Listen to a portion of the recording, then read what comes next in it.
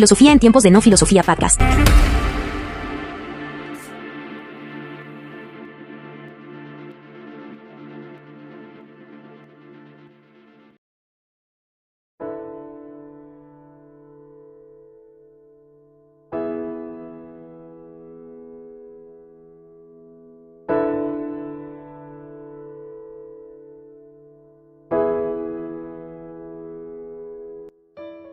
Bienvenidos al episodio número 8 y hoy, como dijimos antes, vamos a hablar de la ética de la virtud y nos vamos a centrar en Aristóteles y la virtud, ¿no? Aristóteles nació en 1384 AC y falleció en 1322 antes de nuestro Señor.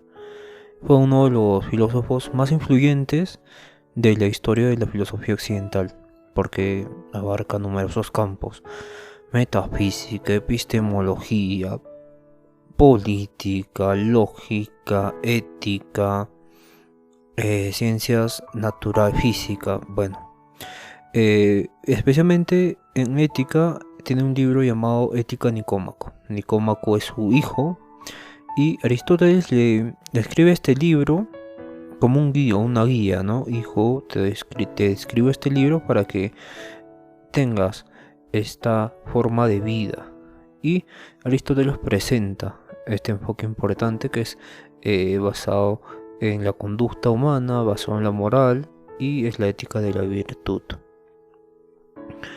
La ética de la virtud se basa en la búsqueda de la felicidad, pero es muy reduccionista este término y no se emplea bien, ¿no? Es la búsqueda de la eudaimonía, encontrar la eudaimonía y vivir de acuerdo a la eudaimonía, que es el punto medio perfecto en todos los contextos, en todas las circunstancias, sean extremas o no. Este es el fin último de la vida humana, la eudaimonía, que suena como armonía, suena como un tipo de... Bueno, es muy interesante, ¿no? Nos habla de un tipo de arritmia. Bueno, evidentemente no tiene que ver armonía, eudemonía, sino el término profundo de esto, ¿no? Entonces, Aristóteles sostenía que todos los seres humanos buscan, en última instancia, alcanzar la felicidad, pero la verdadera felicidad. Y esto es importante recalcarlo porque a través de... ya vimos cómo los helenísticos, en busca del placer, en busca del autodominio y la disciplina, buscan vivir una vida más virtuosa, ¿no? En la ética. Sin embargo, con Aristóteles pasa algo muy diferente, ¿no?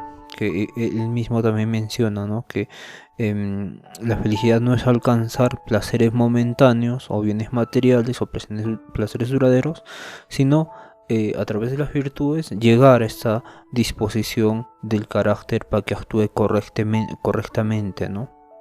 Y alcanzar el bien supremo. El bien supremo no es el bien de Platón, porque bueno, el bien de Platón también es algo muy interesante, ¿no? Pero se relaciona bastante con este actuar de forma correcta, de forma virtuosa para un bien supremo. Entonces la virtud se encuentra en este justo medio. Este es un equilibrio entre dos extremos, ¿no? Dos extremos viciosos, por así decirlo. Uno que es el exceso y otro que es el defecto. Y esta persona se expresa con su famoso concepto de doctrina del justo medio. La doctrina del justo medio, Aristóteles. Término medio, Aristóteles. Eudaimonía, Aristóteles. Ética de la virtud, Aristóteles.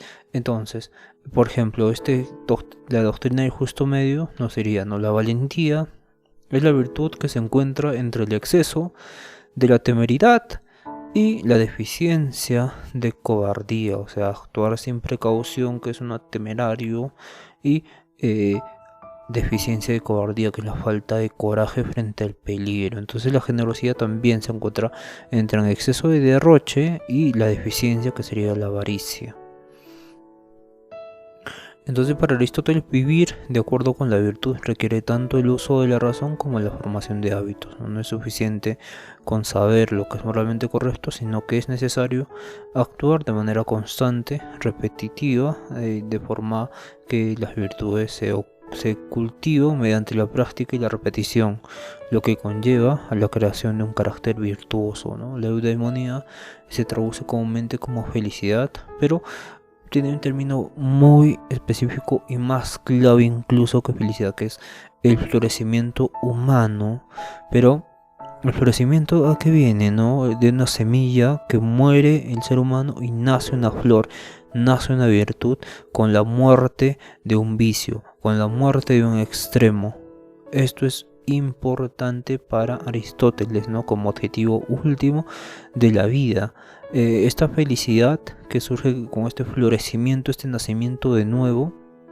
Si les recomiendo ver el anterior episodio, les recomiendo ver todos los episodios evidentemente, pero cuando hablamos de Aristóteles en estos últimos episodios, cómo asocio a Aristóteles con un tipo de nacimiento de nuevo, ¿no? Revísenlo, es muy interesante. Y que esta felicidad no es una simple emoción transitoria, sino es un estado de realización, un estado constante de vida. Ya genera este hombre prudente, nace este hombre prudente, y Aristóteles considera que la felicidad es algo que se logra a lo largo del tiempo, a lo largo de la vida, no del tiempo, a lo largo de la vida, que es mucho más complejo. Evidentemente no algo que se pueda obtener de manera instantánea o superficial, sino con la repetición, sino que es algo mucho más complejo, ¿no? Porque la vida ya se refiere a un tipo de incluso nacimiento, un tipo eterno recurrir del presente. En este enfoque la ética no se centra en reglas abstractas ni el beneficio común ni el bien común, sino del carácter, el carácter y la función moral de la persona, donde el acto virtuoso no se limita a seguir una norma externa, sino que se realiza de manera espontánea por una persona que tiene un carácter virtuoso, la virtud, con carácter virtuoso. Entonces la ética de la virtud es entendida como una disposición del carácter, ¿no? Que permite a una persona actuar de acuerdo con la razón, eligiendo siempre el justo medio entre dos extremos de exceso y deficiencia, ¿no? Y para Aristóteles, la virtud no es simplemente una cualidad intelectual o un conjunto de reglas, sino más bien es una forma de ser, es una forma de ser que se va cultivando a través de la conciencia, y la conciencia genera un pensamiento, el pensamiento genera un hábito, el hábito genera la costumbre y demás. Pero todo proviene de este tipo de surgimiento, el despertar una conciencia de los extremos, y el despertar una conciencia incluso ir más allá de los extremos, que es el justo medio. Entonces una de las claves de su concepción es que la virtud no es algo que se posee de manera innata, se aprende y se perfecciona a lo largo de la vida. No es que vamos nosotros perfeccionando porque somos conscientes de esa perfección, sino se va perfeccionando con el actuar del devenir de las cosas de la vida en sí misma. Ella misma, sin que nosotros hagamos nada, se va perfeccionando a sí misma, ¿no? Una de las características más notables de la ética de Aristóteles es su concepto de la doctrina del justo medio. Esta doctrina del justo medio es el resultado del florecimiento de la disposición del carácter del hombre, ¿no? Y que resulta este florecimiento en un hábito, en el hábito del hombre, que se forma mediante el cultivo, la vida en eudaimonía, que muchos lo interpretan como repetición, ¿no? No se trata de repetir, copiar un modelo, porque eso es lo que hacen todos, ¿no? Copian y se genera un nuevo hábito. Pero ese hábito es copiado, ¿no? Y cuando el contexto cambia, no entra en contexto aquel comportamiento y no es objetivo, no es innato, no es personal. Entonces, ¿qué es lo que se quiere entonces? Despertar conciencia del actuar, de los extremos, desarrollar este tipo de comprensión de la eudaimonía, del de la eudaimonia primero, teniendo una forma de vida feliz, autónoma, la prudencia se desarrolla por sí misma. Este término medio, este justo medio se desarrolla por sí mismo. Y evidentemente cuando ya el hombre nace de nuevo con este florecimiento de la eudaimonía, este florecimiento del hombre, se vive de acuerdo a un tipo de cierta normativa propia, un tipo de regla, por repetición, vive de manera justa, generosa, valiente, pero siempre enmarcado en este tipo de vida en eudaimonía, no como actos en sí mismos, sino como la misma esencia de ser, de encarnar esta eudaimonía, de este florecimiento, este nacimiento de las virtudes. En la estética aristotélica también podemos ver que tiene mucho que ver, porque con Platón vimos que es la copia de el arte es la copia de el mundo real, ¿no? El arte es como es por mímesis. Pero en Aristóteles vemos que se convierte en un tipo de el arte de vivir. Entonces la virtud está estrechamente vinculada con la razón, pero una razón que no es simplemente razón de razonamiento, de la capacidad para razonar, sino es un tipo de comprensión y entendimiento de las cosas, de los extremos y del término medio, y en el nacimiento, el florecimiento del hombre, ¿no?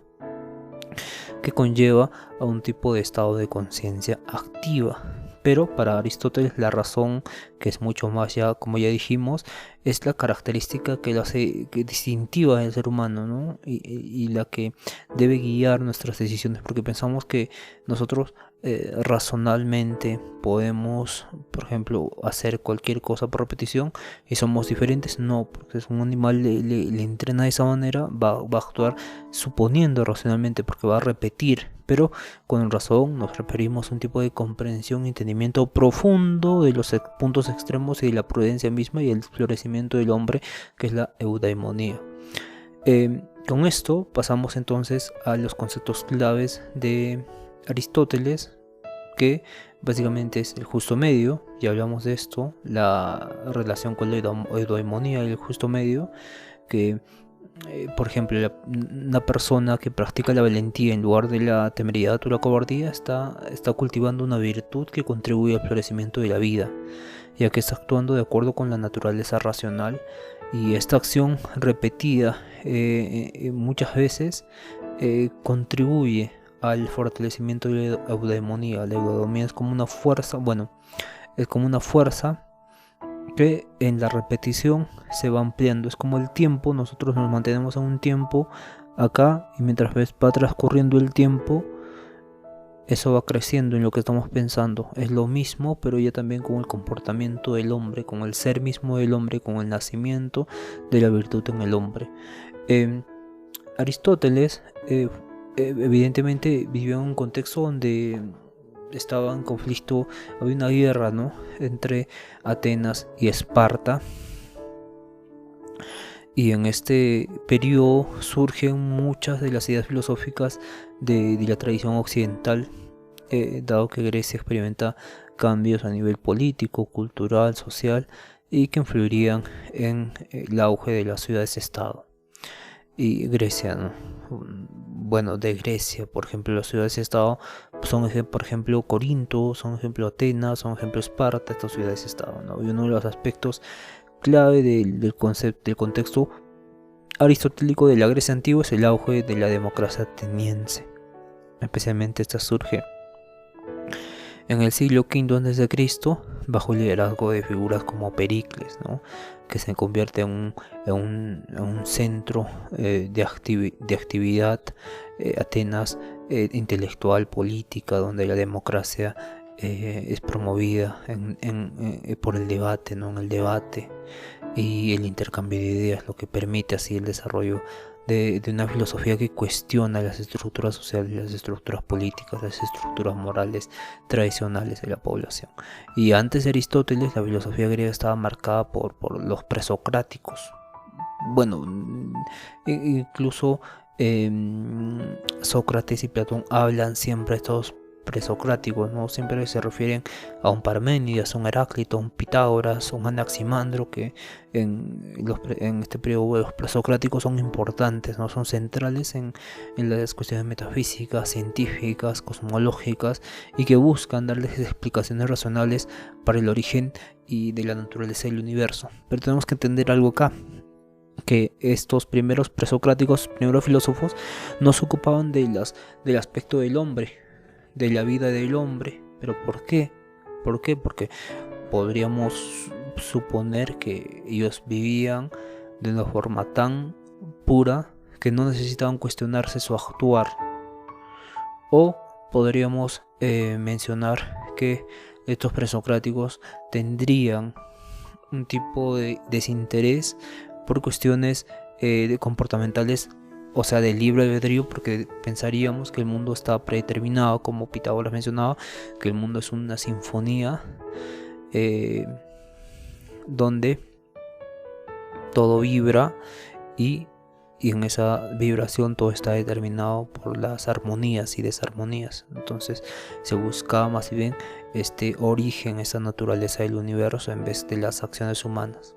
Ya con Platón, incluso con Sócrates, cuando acepta la muerte y no va con sus amigos al destierro, escapándose de su juicio, ya hace algo revolucionario, ¿no? Que es someterse a la injusticia para probar que es justo, y eso es algo sumamente complejo hoy en día. Entonces, figuras como Sócrates, que fueron cruciales para el desarrollo de la filosofía de la ética, aunque no dejó escrito Sócrates, es bastante importante este enfoque en su moralidad y también en la búsqueda de la virtud. Recordemos que Sócrates busca la virtud también, incluyendo Platón, pero en cierto modo con Platón tenemos un tipo de ética que es del conocimiento del bien, conocimiento de la verdad, y cuando uno conoce la verdad recién puede hacer el bien. Entonces es un tipo de ética diferente. Pero a través de su método, Sócrates, el método socrático, ¿no? La dialéctica socrática, o este diálogo, este método de diálogo y cuestionamiento, busca entender el significado de la justicia, ¿no? La justicia, la sabiduría y otras virtudes. Entonces la filosofía de Sócrates se centra en la importancia de la autorreflexión y el conocimiento de uno mismo también. Que esto es muy interesante y muy importante, y tendríamos que hablar unos 20 episodios sobre Sócrates y lo que conlleva el autoconocimiento, la autorreflexión, que seguramente lo vamos a hacer mucho más adelante. El discípulo más favorito, o más importante, o más influyente, o más famoso, como quieran llamarlo, fue Platón, de Sócrates. Platón, que fundó su academia y nació entre 1427 y 1343, es uno de los maestros, bueno, es el maestro predilecto de Aristóteles. La filosofía de Platón se caracteriza por sus teorías metafísicas, ¿no? Por su teoría de las ideas o la teoría de las formas, y su interés por los problemas éticos y políticos. Pero Platón también desarrolló una visión racionalista en la que las ideas universales y abstractas, como la justicia, debían existir independientemente del mundo material, ¿no? Y esto era muy profundo porque no conocemos la justicia nosotros, sino conocemos la sombra de la justicia. Pero entonces, ¿cómo conocemos la justicia? Tenemos que ir al Topos Uranus, al mundo del bien. Y evidentemente nos hace el símil de la línea para conocer cómo funciona ir al bien, cómo ir al bien, donde está primero la opinión, luego la certeza, bueno, la opinión, la creencia, la certeza y la episteme, ¿no? Ese conocimiento, y después está el bien, evidentemente. Y el bien es el conocimiento perfecto de qué es la justicia, es el conocimiento perfecto de las cosas, ¿no? El mundo de las ideas, ¿no? Que son más reales, más verdaderas que el mundo de las formas que hoy vemos, ¿no? Como podría ser el micrófono, la pantalla, que son solo copias de ese mundo perfecto de las ideas. Y tenemos que conocer entonces la ética yendo al mundo de las ideas, que es la justicia, que es Por ejemplo, el bien, bueno, el bien no, el bien está mucho más allá en Platón, pero no se refiere a un bien de comportamiento, sino se refiere a un bien Platón de Dios más o menos, ¿no? Algo mucho más elevado. Entonces tenemos que encontrar de honestidad, de justicia, también de virtud. Entonces tenemos que ir a conocer el bien de esas cosas para que recién podamos nosotros conocer aquello y actuar con el conocimiento de aquello que hemos conocido como realidad última, ¿no? En perfecta armonía. Y el filósofo rey debe gobernar porque ha conocido el bien y según a eso va a vivir correctamente una civilización, un pueblo. Entonces, para Aristóteles, que nace en esta gira, se quedó muchos años al lado de Platón, pero lo interesante de Aristóteles es que parece que va en contra de Platón, pero termina yendo o enfocándose en lo mismo, ¿no? A diferencia de Platón, Aristóteles adopta un enfoque más empírico, más práctico, y en lugar de centrarse en las ideas abstractas y en la metafísica platónica, Aristóteles se interesa más por el mundo natural, el estudio de los seres vivos, la experiencia concreta, y funda el Liceo, que después de estudiar en la Academia de Platón, Aristóteles funda su propia escuela, el Liceo, donde se desarrolla una vasta cantidad de trabajos sobre diversos temas que incluyen metafísica, ética, biología, lógica, política. Y su enfoque era más científico y sistemático que el de Platón, ¿no? Pues Aristóteles utilizaba la observación empírica y la clasificación como herramientas principales para estudiar la realidad. En cuanto a la ética, Aristóteles rompió un concepto, la concepción platónica de un mundo de las ideas abstractas, ¿no? Y propone una ética práctica centrada en la virtud, en el desarrollo del carácter, y su obra más conocida en este campo es la Ética Nicómaco, donde argumenta que la vida buena no es cuestión de conocer principios abstractos, sino de desarrollar hábitos virtuosos que nos permitan vivir de acuerdo a la razón y a la eudemonía, cultivando este florecimiento del ser humano como encarnación de la virtud misma, que puede funcionar en los diferentes extremos, sean en diferentes contextos específicos. Y otro tema interesante es la política en Aristóteles, ¿no? Quien desarrolla que la mejor forma de gobierno es la que se basa en la justicia, que esta es esencial para la vida en comunidad, para la vida en sociedad, ¿no? Y critica tanto la democracia externa, en la que las masas gobiernan sin restricción, como la tiranía, que es cuando solo hay un gobernador. Entonces, para Aristóteles, el mejor gobierno es y será siempre aquel que promueve la virtud y el bien común para todos. Bien, llegamos al episodio final y nos vemos el día de mañana profundizando con la virtud y el justo medio. Vamos a profundizar más. Bien, hasta mañana.